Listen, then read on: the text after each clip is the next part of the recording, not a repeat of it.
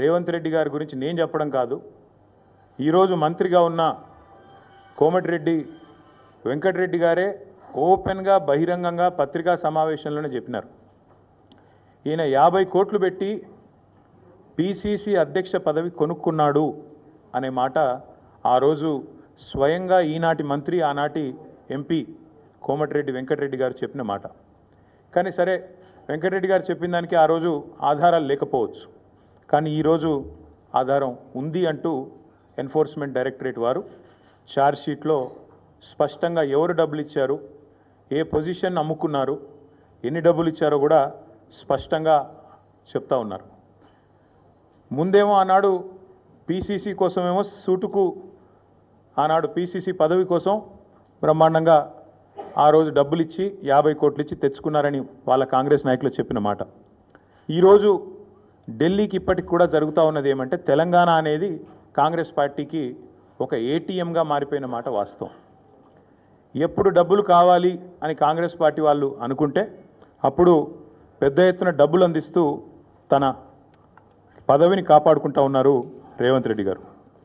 ఇవాళ ఓటుకు నోటు జరిగినప్పుడేమో రేవంత్ రెడ్డి గారు ఒక ఎమ్మెల్యే, కానీ ఈరోజు ఈ రాష్ట్రానికి ముఖ్యమంత్రి. కాబట్టి యావత్ దేశం పరువు, యావత్ దేశం ముందు తెలంగాణ పరువు ఇవాళ తీసి పరువు పోగొట్టి నిజంగా తెలంగాణ ముఖ్యమంత్రి అంటే ఇట్లాంటి వ్యక్తి అనే పరిస్థితి ఇవాళ కనబడుతూ ఉన్నది.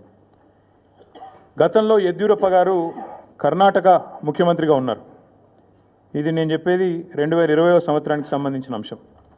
ఇది కాంగ్రెస్ పార్టీ యొక్క స్టేట్మెంట్. ఆ రోజు కాంగ్రెస్ పార్టీ ఆనాడు యడ్యూరప్ప గారు ముఖ్యమంత్రిగా కర్ణాటకలో ఉన్నప్పుడు మరి హౌసింగ్ స్కామ్లో ఈయన పాత్ర ఉంది అని వార్తలు వస్తే ఆ రోజు అక్కడి కాంగ్రెస్ నాయకులు చేసిన డిమాండ్ ఏంది అంటే, మరి వెంటనే యడ్యూరప్ప గారు నిష్పక్షపాతంగా విచారణ జరగాలి అంటే రాజీనామా చేయాల్సిందే, ఇట్లాంటి వ్యక్తి ముఖ్యమంత్రిగా ఉంటే విచారణ ఎట్లా జరుగుతుంది అని చెప్పి ఆ రోజు అక్కడి కాంగ్రెస్ పార్టీ అధ్యక్షులు, ప్రదేశ్ కాంగ్రెస్ కమిటీ అధ్యక్షులు కర్ణాటకలో చేసిన డిమాండ్ చాలా వాళ్ళు చెప్పిన మాట.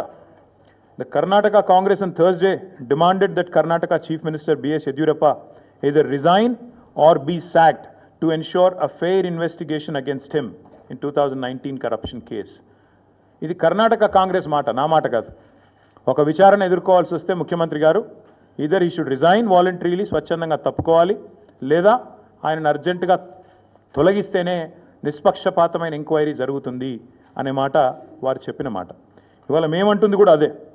4 కోట్ల ప్రజల ముందు ఇవాళ ఆ ప్రజలకు నాయకత్వం వహించే నాయకుడిగా అక్కడ కూర్చున్న వ్యక్తికి తప్పకుండా నిజాయితీ ఉంటే, నైతికత ఉంటే వెంటనే అయితే రేవంత్ రెడ్డి గారు స్వచ్ఛందంగా తప్పుకోవాలి, లేదా కాంగ్రెస్ పార్టీ పెద్దలు స్పందించి తప్పకుండా వెంటనే వారిని రాజీనామా చేయించి నిష్పక్షపాతంగా విచారణ జరగడానికి సహకరించాలని మేము కూడా డిమాండ్ చేస్తూ ఉన్నాం. రేవంత్ రెడ్డి గారు మాటల ముఖ్యమంత్రి కాదు, మూటల ముఖ్యమంత్రి అని మరొకసారి తేలిపోయింది దీంతో. ఎందుకంటే మూటలు మోసే పిసిసి అధ్యక్ష పదవి తెచ్చుకున్నారని వెంకటరెడ్డి గారు చెప్పారు. ఇప్పుడు మూటలు మోసే పదవి కాపాడుకుంటున్నారు అని దేశమంతా తెలుసు. అట్లాగే మూటలతోనే ఆనాడు పిసిసి ఆఫీస్ బేరర్స్ దగ్గర కూడా డబ్బులు తీసుకొని మరి కాంగ్రెస్ పార్టీ ఒక పత్రికకు డబ్బులు అందించారని చెప్పి ఎన్ఫోర్స్మెంట్ డైరెక్టరేట్ కూడా చెప్తా ఉంది. ఇప్పుడు మాకు కూడా అర్థమవుతుంది, ముఖ్యమంత్రి గారు ఇవాళ విజయవంతంగా 44వసారి ఢిల్లీ పోయారంట.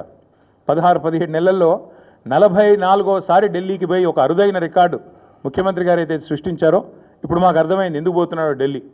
చీకట్లో బీజేపీ పెద్దల కాళ్ళు పట్టుకోవడానికి, అయ్యా నా మీద కేసు లేకుండా చేయండి, నన్ను జైల్లో వేయకండి, ఎన్ఫోర్స్మెంట్ డైరెక్టరేట్ వాళ్ళతో ఒక మాట చెప్పండి అని చీకట్లో నిన్న రాత్రి పోయి అమిత్ షా గారి కాళ్ళు పట్టుకోవడం, బయటికి వచ్చి మాత్రం పెద్ద పెద్ద పోజులు కొట్టడం రేవంత్ రెడ్డి గారు మరి ఏం చేస్తున్నారో ప్రజలకు కూడా అర్థమై ఉండాలి. 44 సార్లు ఢిల్లీ ఎందుకు పోతున్నారో స్పష్టంగా అర్థమై ఉండాలి. ఒక్క ఇటుక పేర్చకుండా, ఒక్క కొత్త ప్రాజెక్టు కట్టకుండా, ఒక్క సంక్షేమ పథకం అమలు చేయకుండా, ఒక్క గ్యారంటీ ఇచ్చిన ఒక్క గ్యారంటీ అమలు చేయకుండా తెలంగాణలో 1,80,000 కోట్ల అప్పు, ఆ డబ్బులు ఎక్కడ పోతున్నాయో ఇప్పుడన్నా మరి తెలంగాణ ప్రజలకు అర్థమవుతుందని నేను అనుకుంటా ఉన్నా. గత సంవత్సరన్నర కాలంగా తెలంగాణ ప్రజల సంపదను దోచి తెలంగాణను ఏటీఎంగా మార్చి ఢిల్లీ బాసులకు దోచిపెట్టడానికే, అటు ఢిల్లీ బాసులు అంటే ఇద్దరున్నారు పాపం బాసులు, ఆయన బాధ వర్ణనాతీతం. ఒక బాస్ ఏమో అఫీషియల్ బాస్ రాహుల్ గాంధీ గారు, ఇంకొక బాస్ ఏమో అన్అఫీషియల్ బాస్ మోడీ గారు, అమిత్ షా గారు. కాబట్టి అటు ఇటు ఇద్దరిని ప్రసన్నం చేసుకోవడానికి 44 సార్లు ఎక్కే విమానం దిగే విమానం అన్నట్టుగా రేవంత్ రెడ్డి గారి వ్యవహారం నడుస్తూ ఉంది. 7.5 కాలంగా రేవంత్ రెడ్డి గారు చేసిన పనులు 3. 1 బీఆర్ఎస్ పై నిందలు, 2 బిల్డర్లతో కాంట్రాక్టర్లతో దందాలు, 3 ఢిల్లీ బాసులకు 1000 కోట్ల చందాలు. మాకు బీఆర్ఎస్ మీదనేమో నిందలు, బిల్డర్లు కాంట్రాక్టర్లతో దందాలు, ఢిల్లీ బాసులకేమో 1000 కోట్ల చందాలు. ఇది నిజంగా సిగ్గుచేటు. ఒక ముఖ్యమంత్రిగా ఆనాడు ఎమ్మెల్యేగా ఆబాస్ పాలైన రేవంత్ రెడ్డి గారికి బుద్ధి వచ్చిందేమో అనుకున్నాం. కానీ కుక్కతోక వంకర అన్నట్టు ఇప్పటికీ అవే అపసవ్యపు పనులు, ఇప్పటికీ అవే అపసవ్యపు కార్యక్రమాలు చేస్తూ తెలంగాణ రాష్ట్ర పరువు జాతీయ స్థాయిలో తీసినందుకు వారిని వెంటనే తొలగించాలని చెప్పి మేము డిమాండ్ చేస్తూ ఉన్నాం. రాహుల్ గాంధీ గారు అన్ని విషయాల్లో మాట్లాడతారు, ప్రతి విషయంలో మాట్లాడతారు. పాకిస్తాన్ గురించి మాట్లాడతారు, బంగ్లాదేశ్ గురించి మాట్లాడతారు, ఇంకేదో మాట్లాడతారు. మరి నేషనల్ హెరాల్డ్ కేసులో మీ ముఖ్యమంత్రి గారిని ఛార్జ్ షీట్లో చేరిస్తే why is Rahul Gandhi not responding? Why is he not talking? Why is Mr. Rahul Gandhi silent on this issue? Please respond. One of your chief ministers along with you has been named in the charge sheet. You are accused 1 and accused 2, and your CM, your chief minister of Telangana, and also the deputy chief minister of Karnataka have been named as people who facilitated money transactions into National Herald and Young India account. ఖచ్చితంగా అడుగుతున్నాం, రేవంత్ రెడ్డి గారు ఎందుకు మౌనంగా ఉన్నారు? మాకు అనుమానం ఎప్పుడు వచ్చిందంటే ఈయన జపాన్ పర్యటన అని చెప్పి ఇక్కడికి వెళ్ళి